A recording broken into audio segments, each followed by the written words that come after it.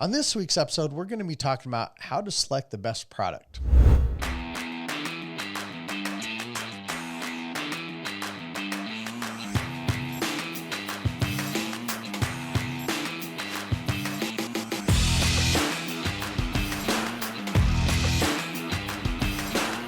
Hey everyone, welcome back to this week's episode. I am Chad Owen, owner of Retirement Realized Financial, Retirement Realized Agents Academy, and you are the one that is the figurehead between that, or for that, I would say. Yeah, I get to be a part of it, but I find it interesting. You always refer to yourself as owner of Retirement Realized Financial and Retirement Realized Agents Academy, and never like $40 million annuity producer like this year.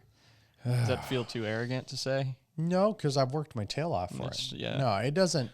To say I'm 18 years in the on track making. to do $40 million this year, that doesn't feel arrogant at all, because anybody who's written that kind of volume knows literally what's involved in doing that. And there's no amount of self-confidence, arrogance, whatever that could ever justify the numbers. Those numbers are hard earned, and you have to have a lot of expertise. Expertise is generally learned by studying and retention. And so, oh man, it's never stop learning. And if I hit 40 million, is that where I'm going to stop? No. Right. I mean, next year I'll shoot for 50 million, and I'll still try and do the same amount of vacation time. And, people look at, we spent a lot of money on this trip when we went to Alaska a while ago. And part of it's because I just found souvenir after souvenir. I mean, I found some jade knives and I found some walrus bone carvings, and I outspent my wife more than I ever have on any vacation whatsoever. Because she's just, especially when we go to like Europe or she's like, everything fits me, because she's 5'9". She's like, everything fits me. And so she doesn't have to go to the tall section or whatever. And so she's really good at finding stuff. This time in Alaska, she didn't find many things. Yeah. She got, I think I got her a set of earrings and a necklace that she found that she liked, but she's not going to wear a walrus bone necklace. I can't imagine that either. And she's not into like, there was something called the Northern Lights stone, which is a topaz. And she really liked that. I'm like, oh, of course, let's get that. It was really pretty. Is topaz the kind of yellowish? Oh, no, topaz can be all sorts of colors. Oh, really? Yeah, especially if you start doing irradiated stones where you apply heat or pressure to them, you can change the color of the stone. Oh, wow. So, there's all sorts of things. Topaz isn't just one color. I mean, the two primary are golden and blue. I was going to say, because I thought it was, I think it's my birthstone. Yeah, most people, if it's your birthstone, is generally the blue. And how do I know all this? Everybody's like, how the heck do you know all that?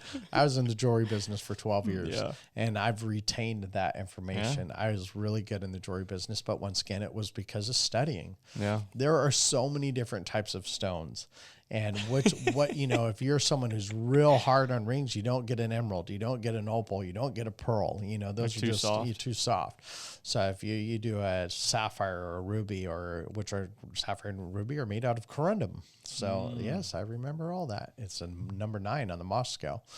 And so this is all just, of course, I'm telling you, it's funny though, because it's something, I became a certified gemologist, and the one thing I loved about jewelry is because it's something jewelry's always bought for happy occasions. Right. And that's what I loved about the business. Oh, that's true. That's why, honestly, this business can be a little challenging, because there are people, no matter how hard you try, you cannot find a product for them. Mm-hmm. You no matter how bad you want it in your heart, they just don't have enough money, or they require too much to live off of, or they have too much debt, or they waited too long, or they had some major financial hardship or life circumstance, and no matter what, you can't fix that. Yeah.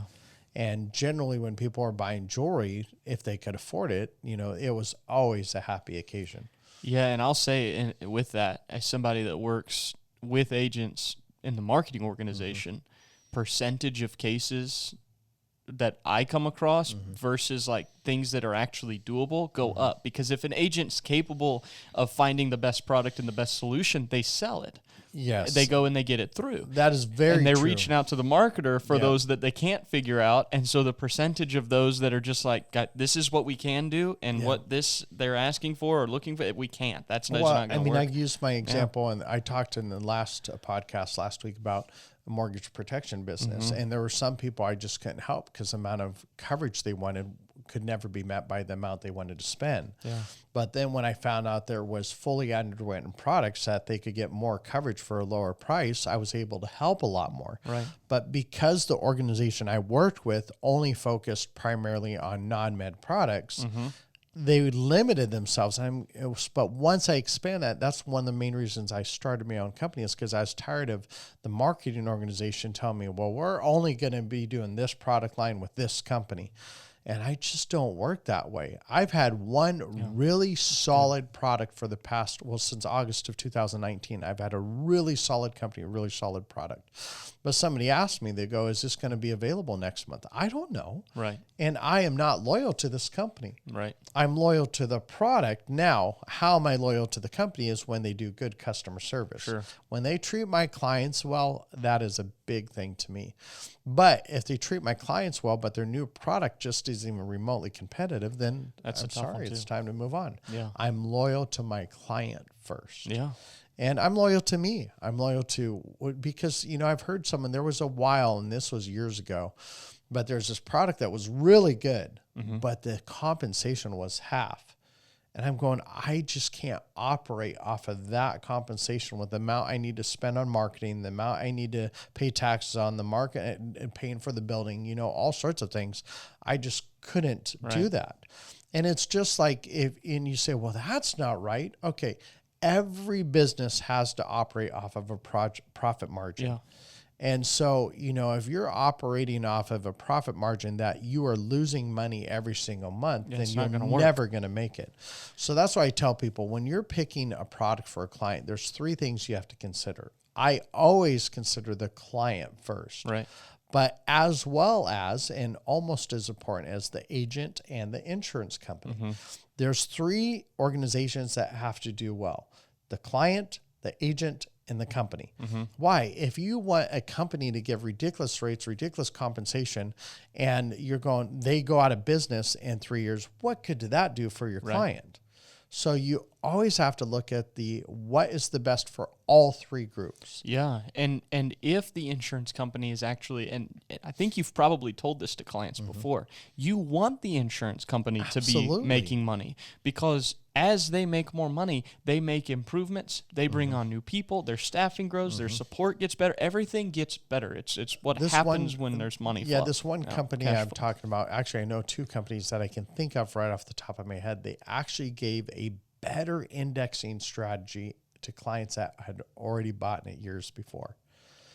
And I was like, how did that happen? How is that even possible that you now allow this new potential index option, which is done better, and you're offering to existing clients? Yep. It's just great customer service, but they had a really good, profitable year, so they were able to bring it out. And they went, and rather than just putting that and lining their pockets, they gave that back to their clients. Yep. And I have no problem with companies making money. Right. But when you do it at the spite of your client and your employees or your agent, then that's a problem. Just as, it's got to be balanced. Well, and I'll go back to what you said even about the commission thing, because that's not, like, I've got your 4 criteria that you look at, and commission isn't even listed on those 4 things. No, definitely not. But it is something that at least at some level is considered. And the way that I consider it is, if you're making half with each case, and you have to end up, your fixed expenses are fixed. Yeah, a lead costs the same amount. The taxes you pay, the licensing, all the different things involved with the business, all of that, it's the same. Actually, it goes up. Right. Realistically, the easiest knob to try and turn to regulate expenses in that scenario is the marketing. So what ends up happening? You do less marketing, and people would think, oh, well, that just means Chad would write a little bit less business. No, that's also fewer people that get solutions to their problems. Absolutely. The way I look at the more I have out there for feelers, the more people I'm able to help, and I know I'm going to do the right thing for them. Exactly. And we all know, and I'm not saying anybody that's listening to this, whatever, I'm not saying anything, but we all know of agents that have massively messed over clients. And whether it's lack of knowledge or my brother said something a long time ago that really has stuck with me. If you made a mistake on accident or on purpose, the result is the same to the client. And it stuck with me real well. If you accidentally made a mistake, is that a little better than purposely making a mistake? Technically, morally, yes. But you could also say if you accidentally made a mistake, that means you didn't research or study the way you needed to. And if you studied the way you needed to and you researched the product well, then you might not have made that mistake. But the result is the same to the client. So that's why I'm such a stickler when it comes to knowing the product, knowing the companies, knowing what's available out there, because I don't want to accidentally make a mistake because I didn't know about a particular product or a particular company that could have done better for the client. So, yeah. Yeah, and there's a difference between intentions and motives as well. You can have the right intentions and the wrong motives and end up being the wrong thing, or good intentions and poor tactics. All those things come into play. There's big differences. True, but intention and motive is the same. If I'm motivated to do the right thing, my intention is going to mirror that. Well, I guess what's the driver for the thing in the first place? Yeah, if I want to do the best for myself because I want to make the most amount of money, well, right. You may not have intention to hurt your client, but you're looking for yourself first. Well, there's annuity companies right now. I could definitely write business more and make higher compensation, but it's not the best product for the client. Right. But there has to be that balance. So there are 4 things that you look at when selecting product. Company financial stability. Financial stability is the most important. And that's why you have it number 1. The second one you list is... Wait. Notice I said financial stability, not their rating. Oh, that's a good distinction to make. Because I'm not throwing out conspiracy theories and all that, but I'm telling you, it's weird to me how all these AAA rated mortgage-backed securities collapsed 2007 to 2009. That I believe, I'll just say a major publication called 3 of the rating institutions, the 3 blind mice. You know, there was some very good points in this major news publication that said that these were bot ratings. So I want to know the financials, the actual numbers. Yeah, the actual. What's their asset to surplus? Give me a letter. Give me a number. That's a good. You should make a T-shirt. Yeah, absolutely. I want to know where you're putting your money. How much do you have in junk bonds? How much do you have in? And granted, that's a rating system too.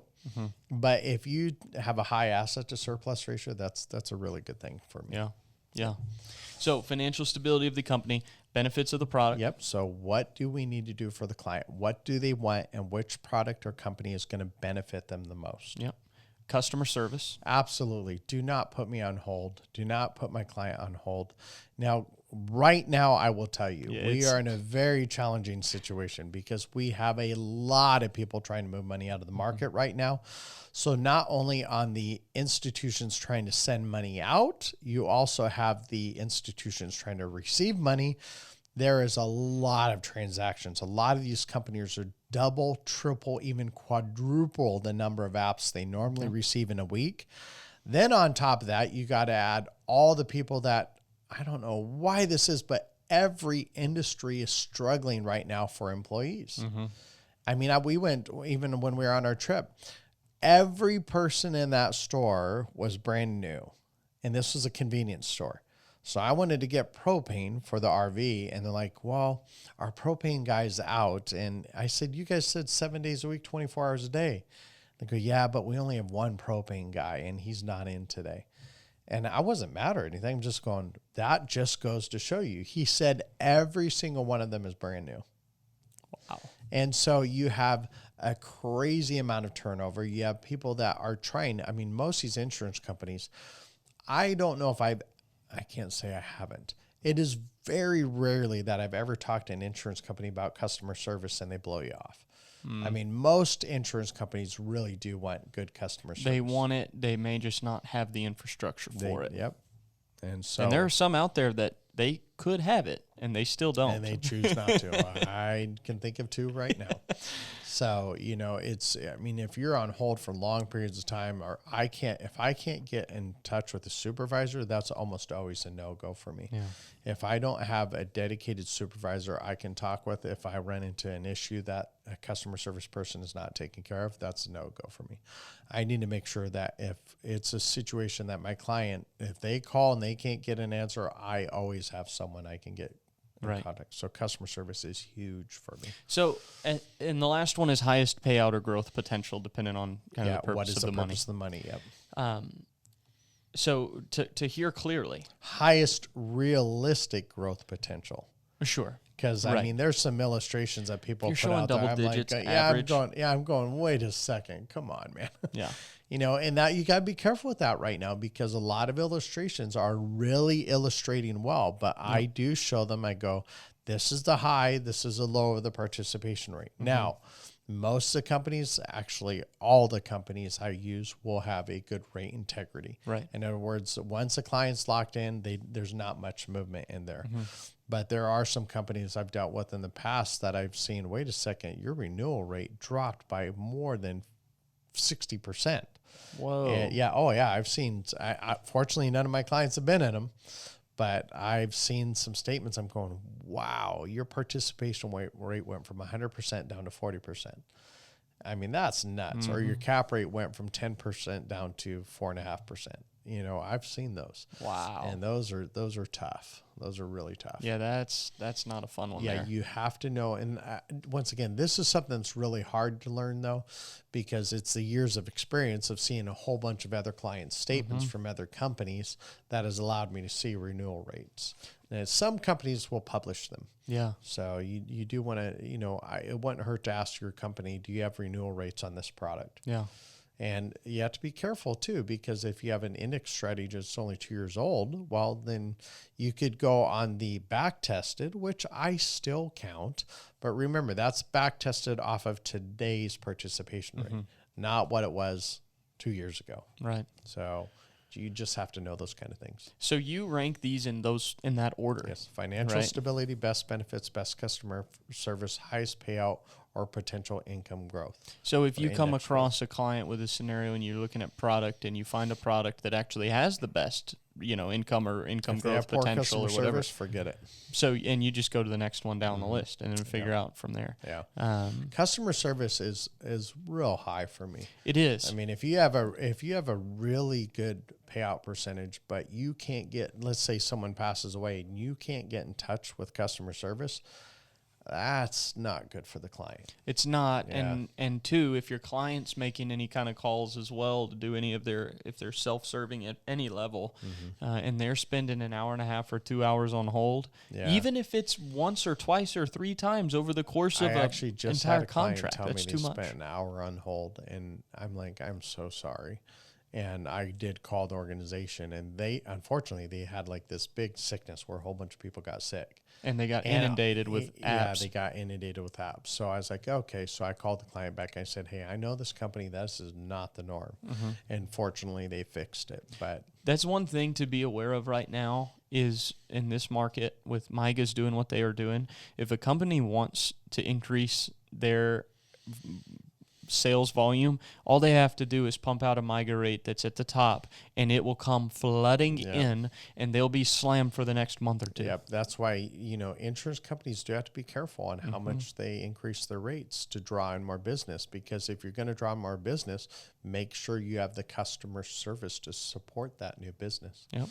Yeah, these are all things this is what we do. This is how we can help you, because remember, I am consistent. Like right now, I've been, back for a little bit, but I still have 2 to 3 million in pending business. Well, just consider those 2 things alone: renewal rate history and customer service. Those are 2 things that you're not going to see on an illustration or on a brochure, more than likely, or in a product guide. But those are 2 things that maybe not quantified, but are remarkably, they are high quality and you types have of things. to know that. And they'll make or break a client's perception of you and the company. Absolutely. Well, the last one we talked about was referrals. If they get renewal rates and they're horrible, are you ever going to get any referrals? No. Yeah. Okay. Well, I know this was kind of an overview. There's some things I know are going to be a little confusing. So if you want to reach out to Caleb, just do that. And what's your email? Caleb, C-A-L-E-B, North, like the direction, N-O-R-T-H, at retirementrealized.com. Yeah, because I know when we started talking about participation rates and spreads, newer people aren't going to fully get that. So, well, I hope this helps you guys, and you have a great day. And of course, happy selling.